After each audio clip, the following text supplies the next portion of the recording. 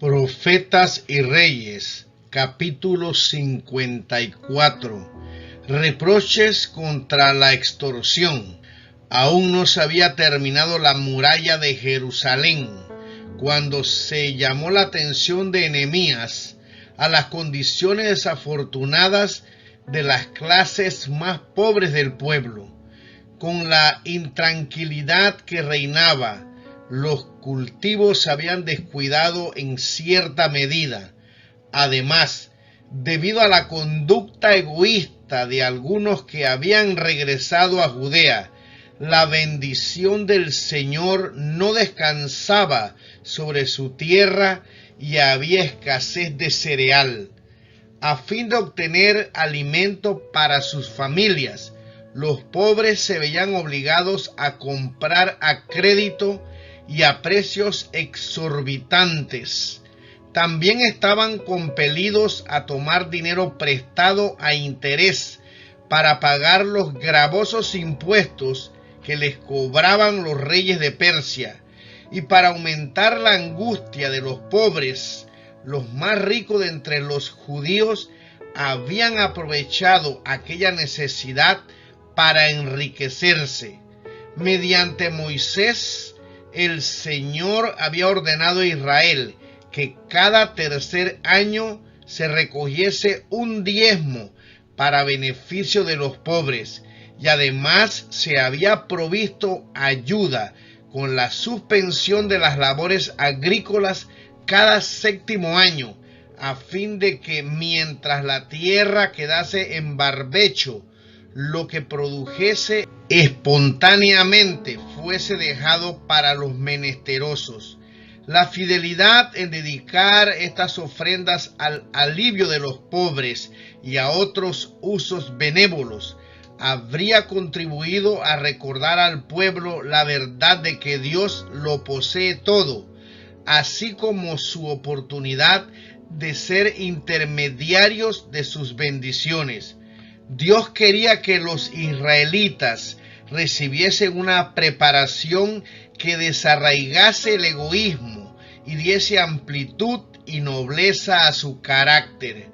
Dios había dado también esas instrucciones mediante Moisés.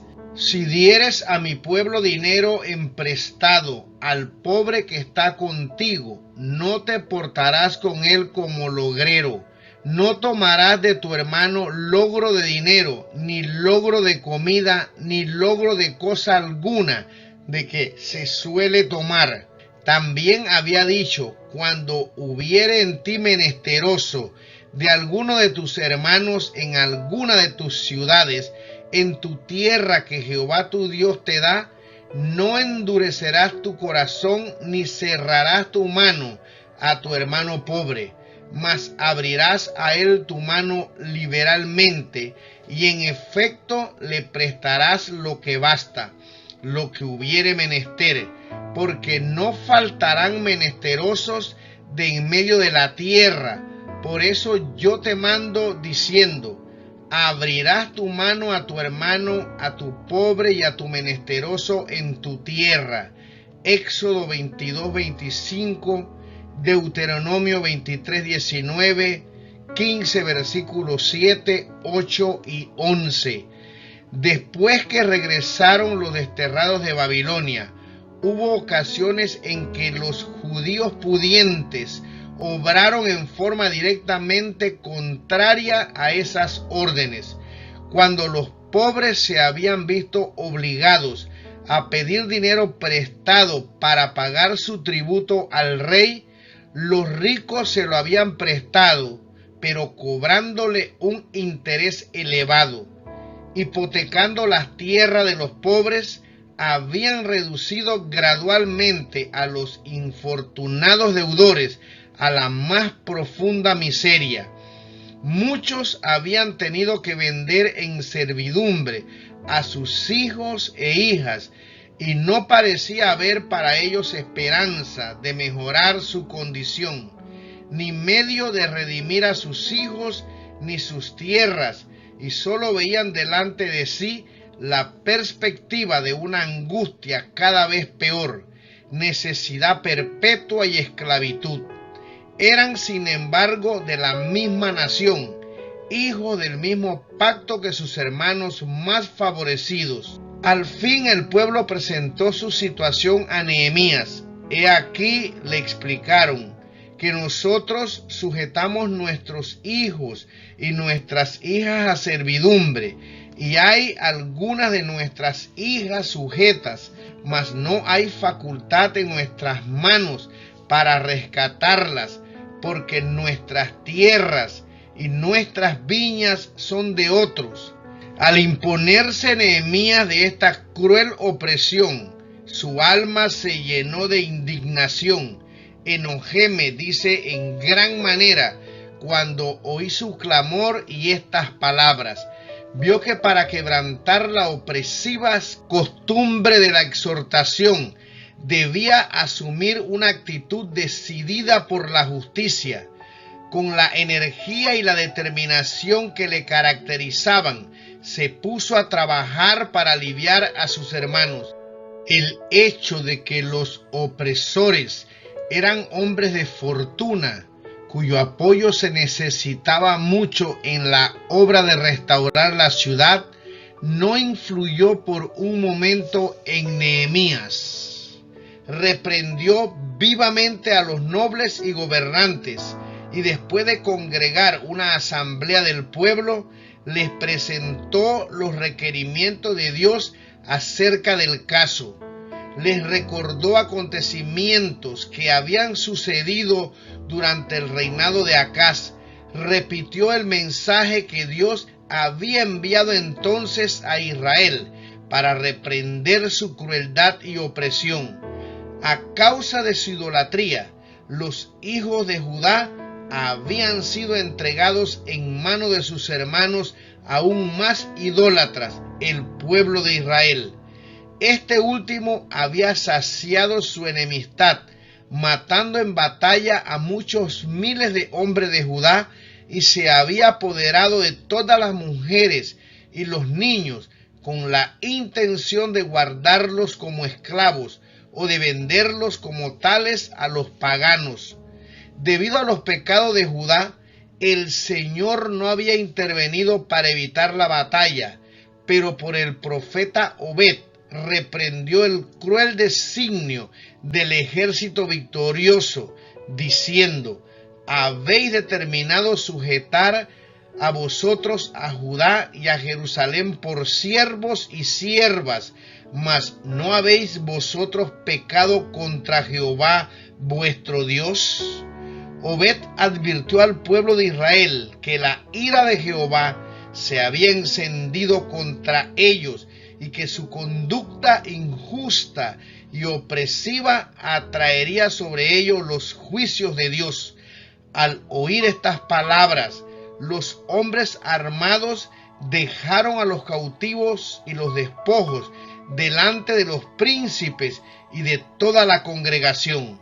Entonces ciertos hombres principales de la tribu de Efraín tomaron los cautivos y vistieron del despojo a los que de ellos estaban desnudos, vistiéronlos y calzáronlos, y diéronles de comer y de beber, y ungiéronlos, y condujeron en asnos a todos los flacos, y lleváronlos hasta Jericó, ciudad de las palmas, cerca de sus hermanos. Segunda de Crónicas, capítulo 28, versículos 10 y 15. Nehemías y otros habían redimido a ciertos judíos que habían sido vendidos a los paganos, y puso ahora esta conducta en contraste con la de aquellos que por amor a las ganancias terrenales estaban esclavizando a sus hermanos. Dijo: no es bien lo que hacéis, no andaréis en temor de nuestro Dios, por no ser el oprobio de las gentes enemigas nuestras.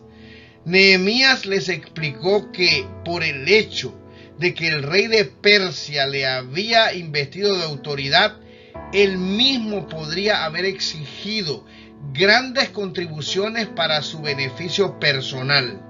Pero en vez de obrar así, no había recibido siquiera lo que le pertenecía con justicia, sino que había dado liberalmente para aliviar de su necesidad a los pobres.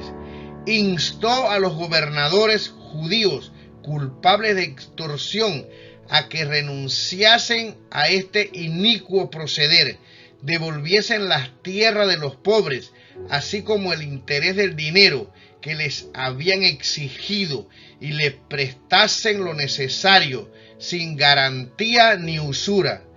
Estas palabras fueron pronunciadas en presencia de toda la congregación. Si los gobernadores hubiesen querido justificarse, tenían oportunidad de hacerlo, pero no ofrecieron excusa alguna. Declararon: devolveremos y nada les demandaremos, haremos así como tú dices. Oyendo esto, Nehemías, en presencia de los sacerdotes, los juramentó que harían conforme a esto, y respondió toda la congregación: amén. Y alabaron a Jehová, y el pueblo hizo conforme a esto. Este relato enseña una lección importante. El amor del dinero es la raíz de todos los males. Primera de Timoteo 6, versículo 10. En esta generación, el deseo de ganancias es la pasión absorbente. Con frecuencia, las riquezas se obtienen por fraude. Multitudes están luchando con la pobreza, obligadas a trabajar arduamente por un salario ínfimo que no suple ni siquiera las necesidades primordiales de la vida. El trabajo y las privaciones, sin esperanza de cosas mejores, hacen muy pesada la carga. Agotados y oprimidos, los pobres no saben dónde buscar alivio, y todo esto para que los ricos puedan sufragar su extravagancia o satisfacer su deseo de acumular más riquezas. El amor al dinero y la ostentación han hecho de este mundo una cueva de ladrones. Las escrituras describen la codicia y la opresión que prevalecerán precisamente antes de la segunda venida de Cristo. Santiago escribe: Ea, ya ahora, oh ricos, os habéis allegado tesoros para en los postreros días. He aquí el jornal de los obreros que han cegado vuestras tierras, el cual por engaño no les ha sido pagado de vosotros, clama, y los clamores de los que habían cegado han entrado en los oídos del Señor de los ejércitos. Habéis vivido en deleite sobre la tierra y sido disolutos. Habéis cebado vuestros corazones como en el día de sacrificios. Habéis condenado y muerto al justo, y él no os resiste.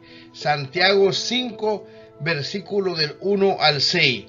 Aún entre los que profesan andar en el temor del Señor, hay quienes siguen todavía la conducta de los nobles de Israel. Por el hecho de que pueden hacerlo, exigen más de lo justo y se vuelven así opresores. Y porque hay avaricia y traición en la vida de los que llevan el nombre de Cristo, porque la iglesia conserva en sus libros los nombres de aquellos que adquirieron sus posesiones mediante injusticia, se desprecia la religión de Cristo. El despilfarro, las ganancias excesivas y la extorsión están corrompiendo la fe de muchos y destruyendo su espiritualidad. La iglesia es en gran medida responsable de los pecados cometidos por sus miembros. Presta su apoyo al mal si no alza la voz contra él. Las costumbres del mundo no constituyen el criterio que debe seguir el cristiano. Este último no ha de imitar a aquel en sus prácticas injustas, en su codicia ni en sus extorsiones. Todo acto injusto contra un semejante es una violación de la regla de oro. Todo perjuicio ocasionado a los hijos de Dios se hace contra Cristo mismo en la persona de sus santos.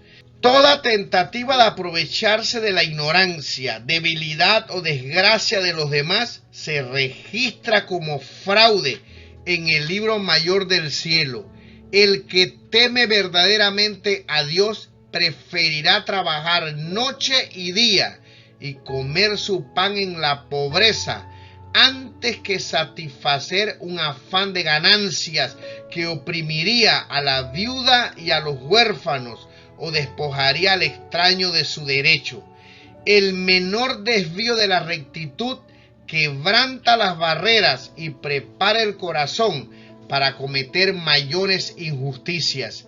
En la medida en que un hombre esté dispuesto a sacar ventajas para sí de las desventajas de otro, se vuelve su alma insensible a la influencia del Espíritu de Dios.